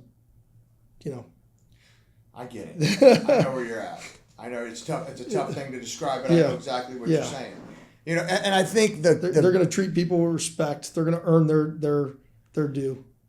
They're not going to be given anything. They're going to earn it. And here, you have to make sure, in my opinion, because if you lose this, everything goes down the toilet. Gratitude. Which was also a big component of the book. You can't lose that. No, you have to be considerate and you have to have gratitude. And I think of some people in my life who, because they were given what they were given, lost gratitude, and they were in their own hell. Yep. You're in your, as soon as you lose that, wow. Attitude of gratitude. Yep. You got to have it. What are we missing? We've touched on pretty much everything. We hit on a lot. You know, here, I want to say this. You know what we didn't talk about? And I can't believe you didn't mention it in the book. Because you talked about you and I going into business together. But I was sitting there because it was at the time where I was bouncing back and forth between specialized home care and core physical therapy. And I would go over to specialized home care, and then specialized home care would kind of start to elevate, and core physical therapy would dip. Yep. And then I would go over to core, and core would go up, and specialized would dip, and I would go back and forth. And I got myself in a point where I was going to have to shut down core physical therapy. And I pulled out of my driveway, and I was praying. And I'm like, God, if you want me to shut it down, I'll shut it down. I need to know. I need to know now. I got to figure this out now. And you called me. and you called me, and you injected money into the company, and we became partners. And then, we sold it for $2 million. Yep. But you have 100% been someone who I look up to. You have 100% been someone who I admire, someone who I try to model myself after. And as far as looking for someone who you've influenced, you're looking right in front of them, right in front of you, at someone who definitely values your opinion, who values your hard work, values your friendship, and I can't thank you enough. I'm someone who you've 100% elevated. Well, I appreciate that, and likewise, and that's part of the end of the book is legacy, right? And it's not just what you leave behind. Like a lot of people think of legacy as what you leave behind, like monetarily. It's nothing. It's nothing. It's nothing. No, Here, you know what? Legacy is the lives that you change along the way, who you do elevate. My kids, they're my legacy. The people at my office who I'm talking about building up their weaknesses instead of just catering to their strengths. That's going to be my legacy. They could look back and say, man, he really developed us. You know what I mean? The company you keep, who you elevate, who you grow. Someone made the comment to me one time that how productive you are is how well things continue to move on in your absence. Yeah. And like, if you're gone and your company goes to shit because you're gone, you fucked do a good up. Job. Yeah. You fucked up, and you're not just talking about a company, but you're talking about here, even in your family, your values, your culture. Yep. And you know something. And I've said this to my wife before. My mother listens to my podcast. She's going to love to hear this. I'll take what my dad left me over money any day of the week. Yep.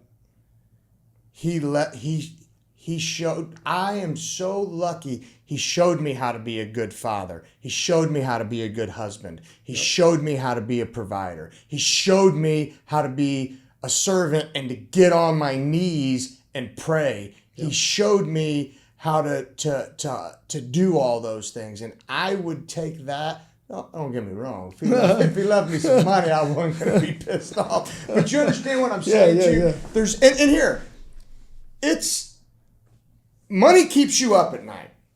It can. And I've made the comment before, I've lost kids and had a sick kid, and struggling financially is a close second to that. And it really shouldn't be. Right. But it is. It is a real thing. But I got to tell you, what my dad left me, I wouldn't change it because I have a fantastic relationship with my wife and my kids, and it's because of what he taught me. What he taught you, absolutely. And I look at some of the guys that I see that are in struggling relationships, or even girls that I know that are in struggling relationships, and they're not just struggling; they're struggling everywhere. Right. And it's because of principles that they're not able to carry over from one thing to the next. It's all the same shit. Yeah, 100%. It's all the same shit. Yeah. So when you're talking about legacy, I mean, what you're going to leave behind, you can't put a price tag on it. Right. It's way more impactful than money. It's way more impactful than money. It's way more impactful. And so let me ask you something. I keep saying it's my last question, but then I keep you found out your kids were reading the book. Yeah. And you were pissed. Yeah, well, I was because I wanted to talk to him before. Tell me why. So what happened was Benny's Kindle, my 11-year-old's Kindle is linked to my Amazon account. Right. So I bought the Kindle version of the book. It went to his Kindle. Okay. So I found out that he had it, and I said, whoa. I said, stop. I said, I don't want him to hear, to read that I was away until I have a chance to tell him. He didn't know. He didn't know. Okay. No. And so I sat the kids down that night, and it was later at night, and I don't even know why my 5-year-old daughter was there. Frankie was there, and I said, guys, I said, so you understand that life's going to throw you a lot of obstacles that you're going to need to overcome. And then that's why you don't need to put yourselves in positions to fail as well. Because I told him, I said, like we talked about earlier, you're going to fail enough in life without putting yourself in positions to fail. Well, I made some pretty shitty decisions in my life, I said, and one of them, was paramount to who I am today because I learned from the failure. And Frankie goes, did you die? No, Frankie, no, I'm right here. Why are you up? And I said, but I did end up in jail, and the kids were just like, shocked. And I went down the path with them, and I said, and I wrote you guys a book. I said, just so you understand how I overcame these obstacles, the mindset that it's going to take to be successful, how you align your values with your goals, what it's like to be a true leader, some of my stories along the way. I said, I wrote this book really for you guys. I said, but now I want it to be a #1 bestseller. Because I remember I was going to have the boys come over to swim. Yeah, that's right. That's right. And you were like, no, my kids ain't spending the night anywhere. And I'm thinking, well, I didn't want to get into it in a text message. I'm thinking, why the hell is he so mad about these kids reading this book? Well, now that makes sense. Yeah. You didn't want them to know that you were away. Yeah. I didn't even think about that. I wanted to be able to tell them, and kind of explain to them. Yeah. Yep. How did they respond to that? Pretty well, actually. I told them that it was about loyalty and respect for your friends and yourself, like you said, Overall of it. Overall of it. And your family. Yeah. And they probably just brushed it off. Dad went to jail. It's fine. Yeah, He's exactly. Yeah. Exactly. They bounce back from shit so They're quick. so resilient. Yeah. It's crazy. Yep. Buddy, I love you. Love you too, buddy. Thank you so much for coming on here, even though I was on number 3. Third time's a charm, that's buddy. right, baby. Third time's a charm. Oh, that was great.